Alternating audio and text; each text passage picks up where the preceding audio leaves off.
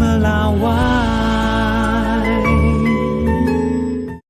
Ketua Dewan Penasihat DPP Partai Golkar, Luhut Binsar Panjaitan mempertanyakan apa kesalahan mantan Ketua Umum Partai Golkar Erlangga Hartarto sehingga ada pihak yang ingin menggelar musyawarah nasional luar biasa atau Munaslup.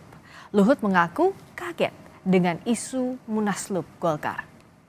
Saya agak kaget juga mendengar gonjak-ganjing mengenai partai kita ini, Partai Golkar sebagai aset demokrasi Republik Indonesia ini yang mau didorong agar ada Munas luar biasa sebelum Munas Desember tahun 2024 ini. Saya ingin menyampaikan pada semua teman-teman yang menonton video ini, jangan pernah Golkar itu diatur-atur oleh orang luar. Biarlah Golkar itu menentukan jalannya sendiri. Apa yang salah dengan Ketua Umum Golkar, Saudara Erlangga? Saya di kabinet sama-sama dengan dia dan dia melaksanakan tugas yang baik, dan menurut saya Golkar dalam pemimpinan dia itu juga mencapai prestasi yang cukup baik.